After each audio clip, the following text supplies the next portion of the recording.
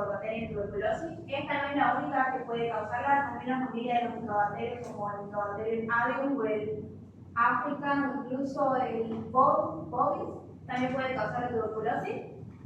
Para empezar vamos a describir la anatomía respiratoria de todo ser humano, que empieza con las fosas nasales, la faringe, laringe, tráquea, bronquio, bronquiolo y los alveolos, y después tenemos a los dos pulmones. Para entender un poco más cómo va a iniciar la infección bacteriana, debemos reconocer a la bacteria. El Helicobacterium tuberculosis es una bacteria muy especial debido a que mide 3 micras y va a tener una capa lipídica diferente a todas las bacterias que le permite tener mayor resistencia y sobrevivir a los macrófagos cuando vienen a fagocitarlo.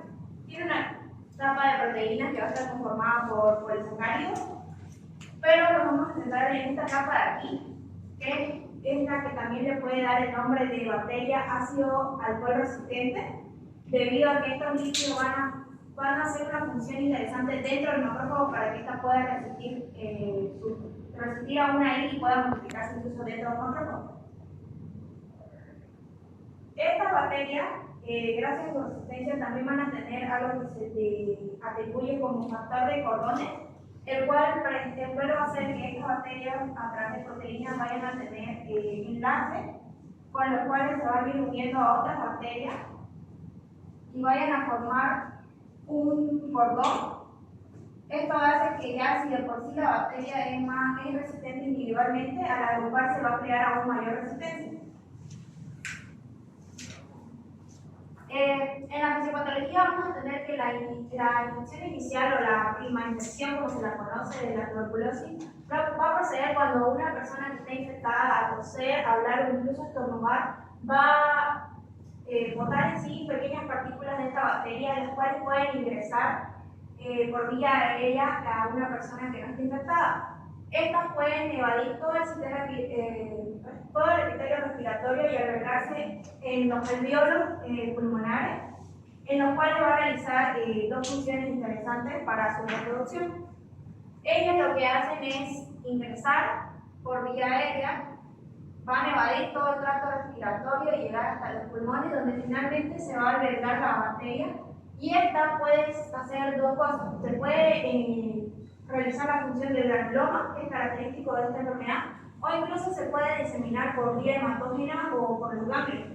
Cuando esta sale, lo que hace es que viene el macrófago, el cual va a cumplir la función de fagocitar estas células para evitar su paso. El macrófago absorbe esta célula y este va a tener una sustancia llamada interleucina, lo que le permite al macrófago llamar al linfocito T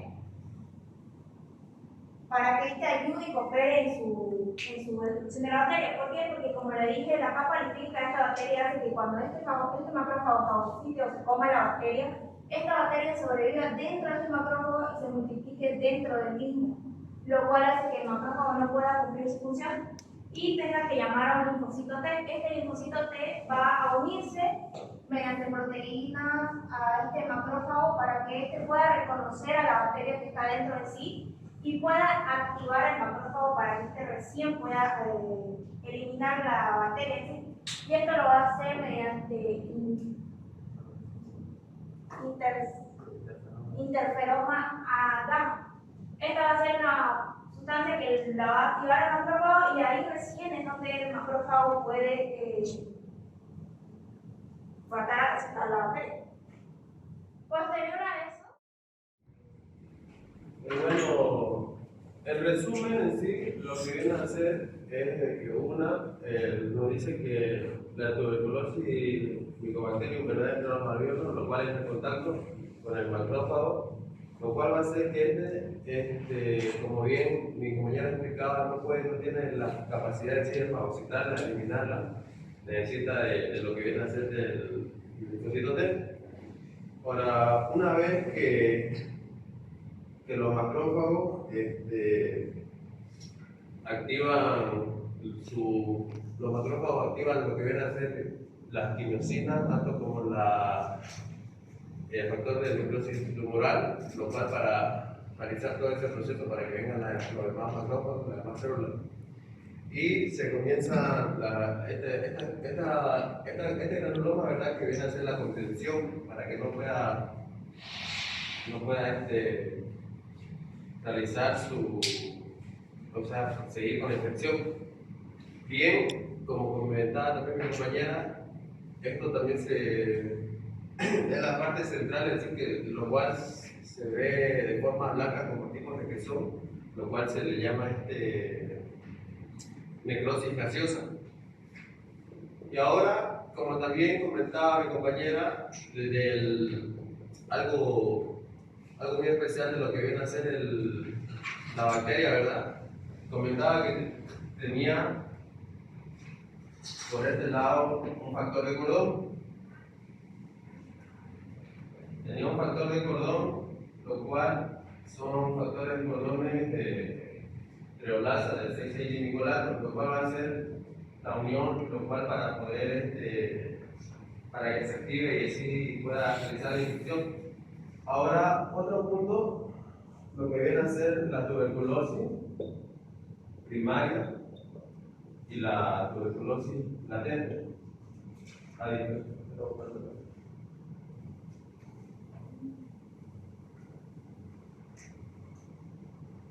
Con la tuberculosis primaria progresiva y la TB secundaria.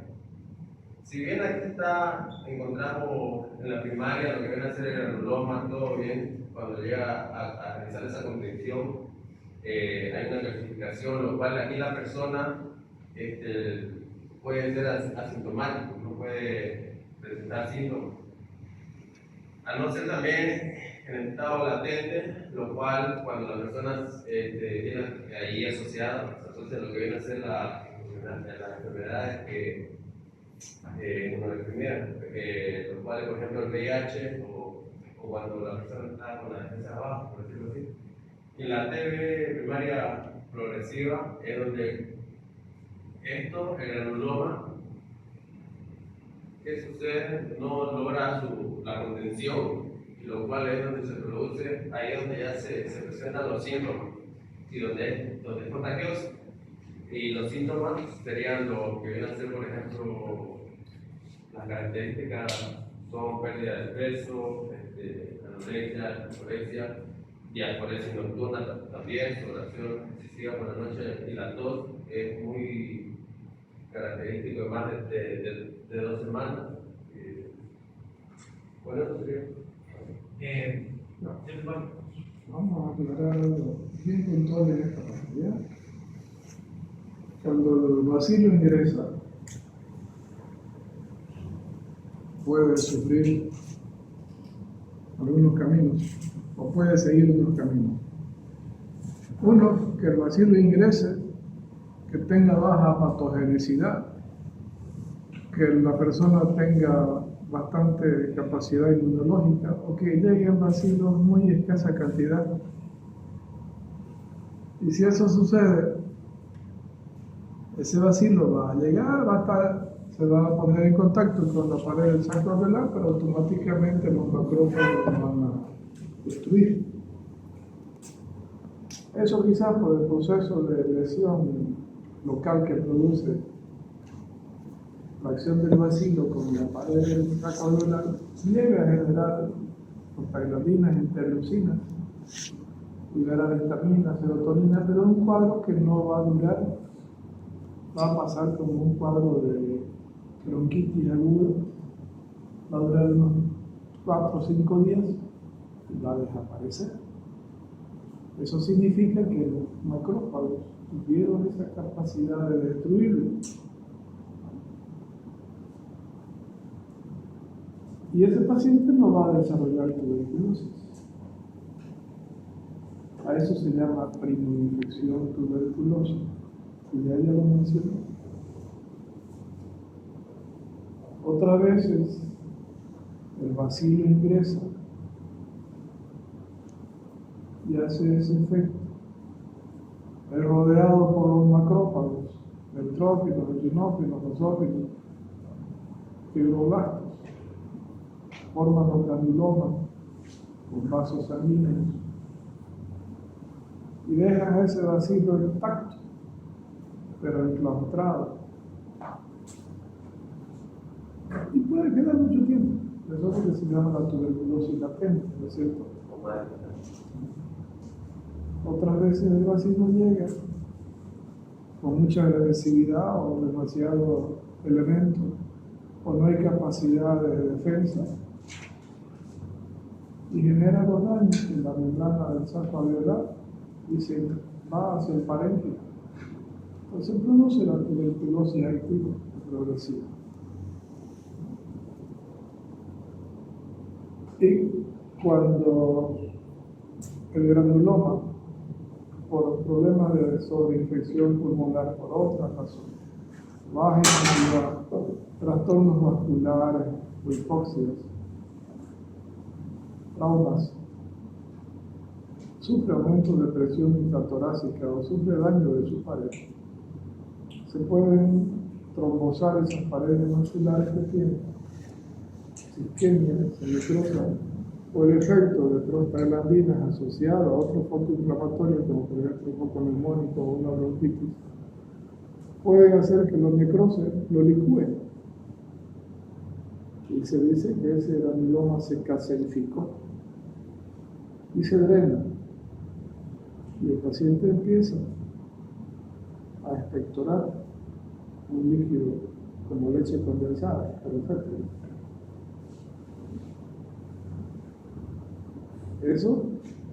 Esos bacilos que se están liberando de ahí pueden ir a los otros sacos alveolares vecinos, a los otros segmentos o lóbulos, por vía sanguínea, por continuidad, por vecindad, o irse por vía sanguínea hacia otros tejidos y hacia el otro pulmón. A eso es lo que se llama tuberculosis secundaria. Cuando ese bacilo se activa después de haberse liberado de ese granuloma. Y esa tuberculosis secundaria se le denomina miliar. Llámese respiratoria o llámese extrapulmonar. De ahí que se va a la pleura, se va a los riñones, se va al hígado, se va al páncreas, se va a los intestinos, se va a los ovarios, se va a la próstata o a los testículos, se va al cerebro, se va a la médula. Y eso es lo que nos origina la tuberculosis secundaria activa.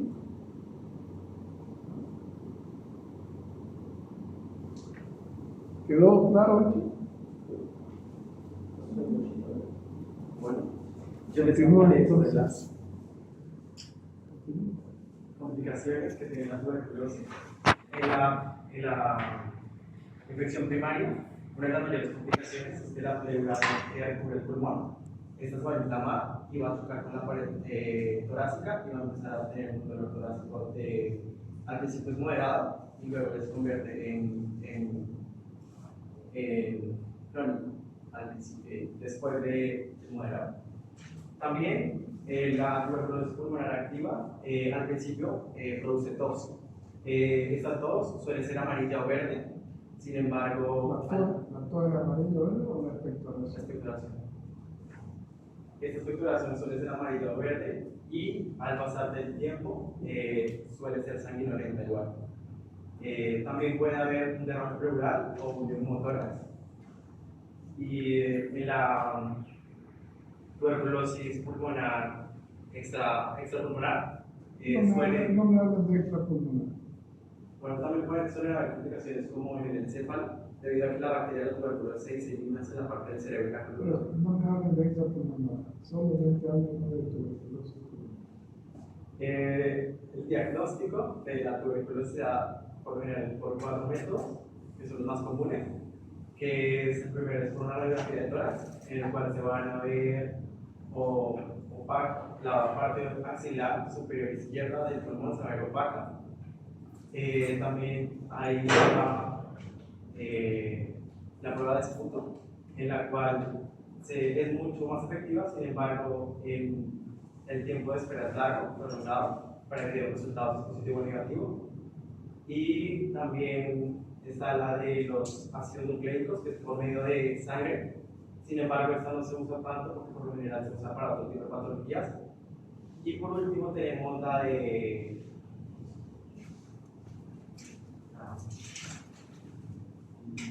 prueba cutánea de tuberculosis, que es cuando se extrae una fracción de la proteína de la bacteria y se inyecta en la parte de la primera capa de la piel, por lo general se hace en el antebrazo y se espera 2 o 3 días.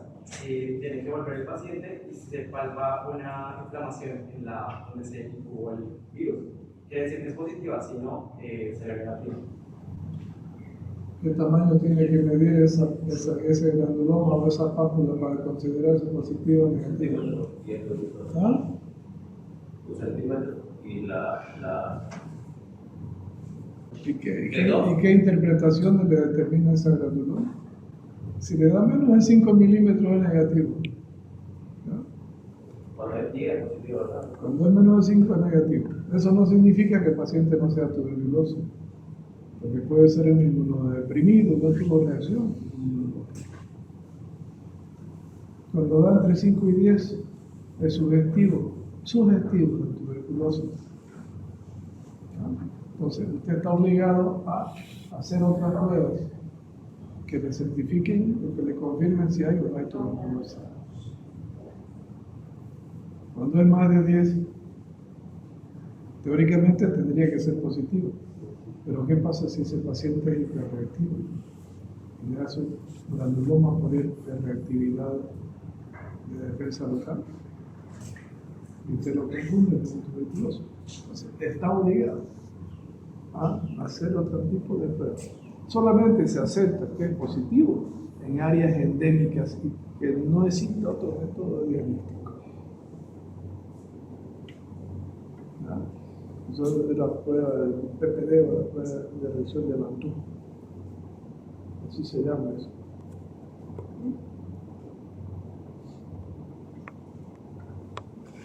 El tratamiento de la tuberculosis. Antes que siga, lo más frecuente es la baciloscopía. El cultivo de antivirama que tarda un mes es un cultivo especial. La biopsia. Pero para no llegar al cultivo y antivirama muchas veces hablan de la prueba de Ginester, que es una prueba específica para determinar la presencia de la cirrosis del alcohol resistente.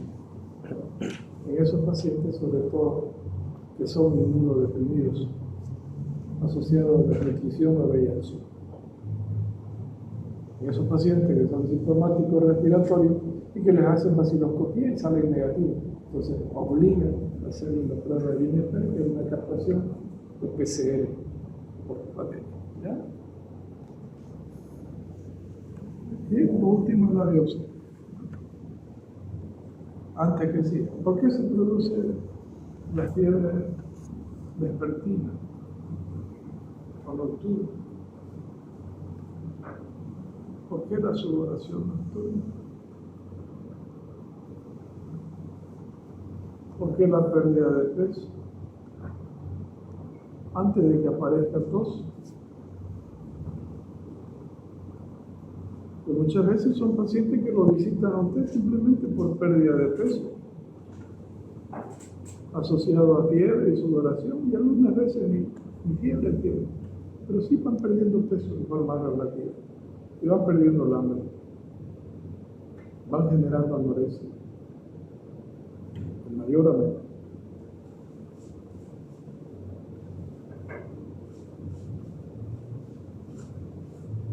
¿Cuál creen que es la razón?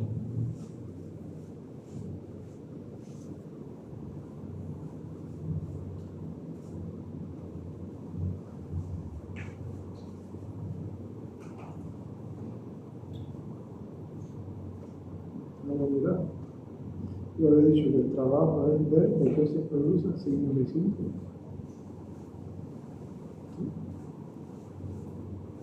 Si no están haciendo eso, no están haciendo su trabajo.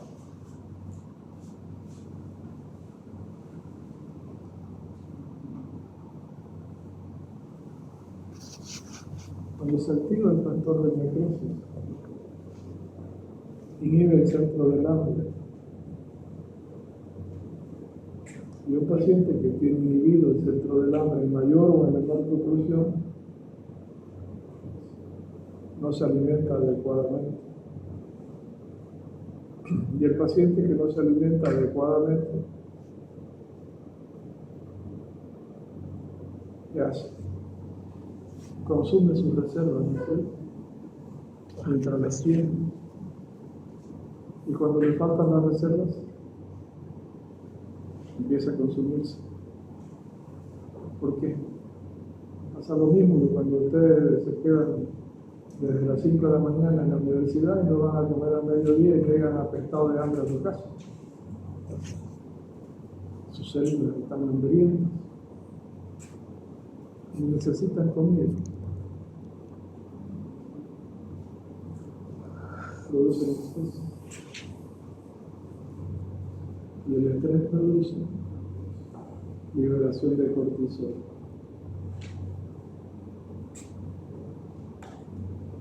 El cortisol produce lipólisis y proteólisis.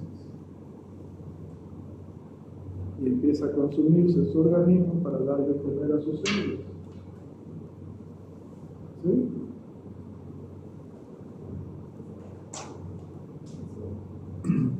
Por eso que pierden peso. No se alimentan y pierden peso. Se vuelven anémicos y se desnutren. Tienen fiebre de noche y sudan de noche, porque el bacilo se multiplica, prolifera en la noche. En ese espacio muerto fisiológico que tienen los pulmones, que tienen baja capacidad inmunológica, baja capacidad de defensa, y ahí producen su daño.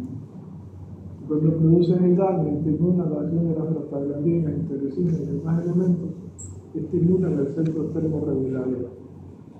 Producen aumento de fiebre nocturna.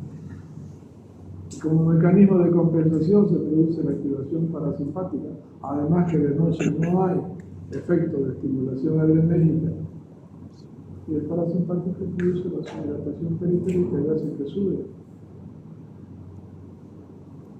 Y ese efecto está asociado a la actividad metabólica del bacilo, que se multiplica sobre todo en la noche, aprovechando que los pulmones tienen volumen de aire residual y que les llega aire a través de los pulmones. Pero si pierden peso, suben en la noche, tienen fiebre de noche, y eso produce residuos que en la mañana, cuando empiezan a levantarse, se movilizan y estimulan el efecto de la tos. ¿De qué producen estertores crepitantes, pequeños, moderados o gruesos? Y el bacilo se ingresa hacia el parénquima pulmonar y lo necrosa y forma ulceraciones, forma cavernas.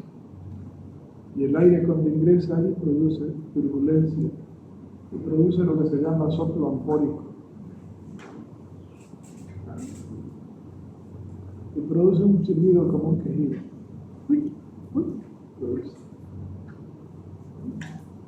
Produce aumento del espacio muerto anatómico, disminución del volumen de inspiración, porque aumenta el espacio muerto anatómico, con disminución del volumen corriente residual y forzado. Tiene mialgia neuralgia asociada a la fibrosis muscular por la proteólisis, el efecto de las prostaglandinas y la producción de ácido láctico. Ahora llegame al tratamiento. Sencillo. El tratamiento de la tuberculosis es mediante antibióticos, que es ser como la isoniazida, que se da de 5 miligramos sobre kilo. No me da dosis, simplemente el nombre de dosis. Porque eso va a variar dependiendo. La rifampicina, etambutol y tiramicina. El tratamiento depende del servicio médico, que ellos son los cuales van a ir a la casa del paciente para que se cumpla adecuadamente. El tratamiento también es un plan nacional contra la tuberculosis, solamente se da mediante el gobierno a cada paciente. En los controles se hace un primer control al segundo mes de empezar el tratamiento que es sobre una vaciloscopía del esputo. Eso se hace consecutivamente hasta el cuarto mes. En el quinto mes se hace el control y si en el control sale positivo, es un fracaso terapéutico. Que eso da como que tiene un mayor riesgo a mortalidad y resistencia bacteriana y contagiosidad más prolongada. Algo que no me he dicho. Cuando los granulomas se licúan y se drenan, dejan un hueco, dejan una caverna tuberculosa, no fagocitosis, no en la forma activa, sino la pasiva. Y ya sea en la forma activa o en la forma pasiva, en esa pared del granuloma, o de la cápsula, perdón, o de la caverna, perdón, se forman aneurismas, puentes arteriovenosos, que se llaman aneurismas de Rasmussen. Por efecto de trastornos de coagulación por la desnutrición, o por el efecto inflamatorio que afecta a la permeabilidad vascular, o por el efecto de la irritabilidad de la tos, esos aneurismas se rompen y explotan. Y estallan, y el paciente brota sangre en forma brusca, roja, rutilante y espumosa. A eso se llama hemoptisis, después de un acceso de tos. Ahora, cuando el paciente tiene una tuberculosis activa y va necrosando los sacos alveolares y el parénquima y las secreciones y el acúmulo de secreciones, el residuo se queda dentro del pulmón. Ese residuo se acumula en los sacos alveolares, ¿ya? Y cuando el paciente expectora acúmulos de pus que caen al suelo, que parecen monedas, ¿ya?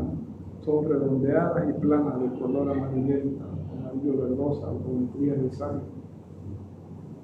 A eso se denomina expectoración pulmonar. Es patognomónico de tuberculosis pulmonar activa. Activa. No importa si es aguda o si es crónica. Porque no hay tuberculosis aguda, toda es crónica. ¿Ya? No importa si es primaria o secundaria. ¿Alguna pregunta?